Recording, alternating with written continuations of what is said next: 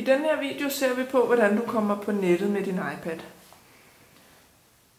Først og fremmest så skal du selvfølgelig have et trådløst netværk, du kan logge dig på. Det gør du på indstillinger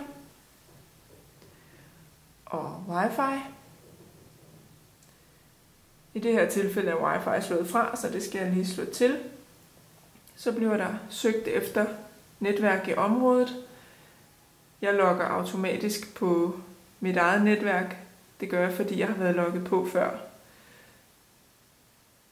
Du vil sandsynligvis se en liste af flere forskellige netværk, og du trykker på det netværk, du gerne vil logge dig på, og taster eventuelt adgangskode. Du kan se heroppe i venstre hjørne, hvor god en signalstyrke du har.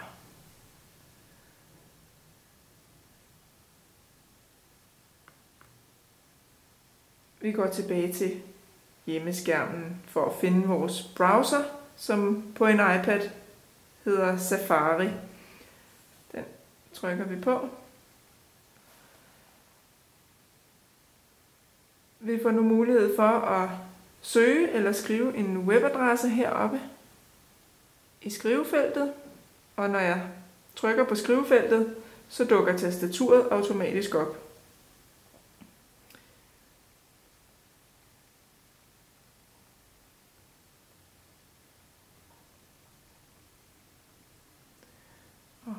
Gå.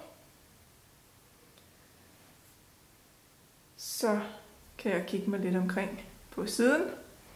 Jeg kan zoome ind og zoome ud. Og hvis jeg nu gerne vil se den her side i sådan en mere enkelt format, så kan jeg klikke eller trykke på læseren heroppe. Så får jeg kun vist tekst. Det kan være rigtig praktisk, hvis man er på en side med rigtig mange billeder og rigtig mange reklamer. Man trykker bare igen for at komme tilbage.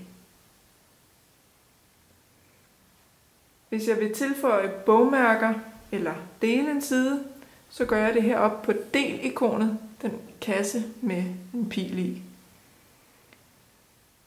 Jeg prøver at tilføje et bogmærke.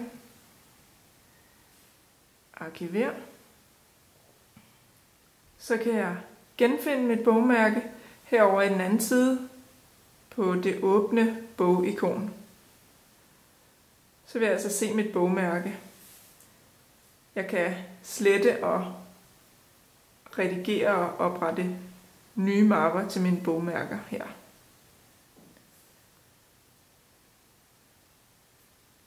Hvis jeg har fået til læseliste, så er det altså også her, jeg genfinder det, jeg har tilføjet. Det er bare under brillen her.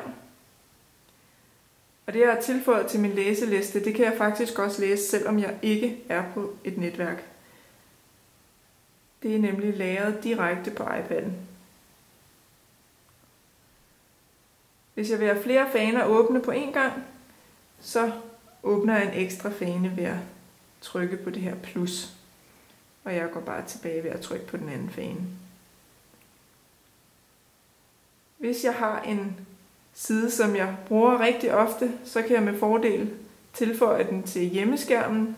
Det gør jeg også på del-ikonet. Føj til hjemmeskærm. Og jeg tilføjer. Så vil jeg se det her ikon, som ligner en app og opfører sig som en app. Jeg kan slette og organisere på samme måde. Og når jeg trykker her, så kommer jeg ind på den side, jeg ofte bruger. Så det er bare en genvej.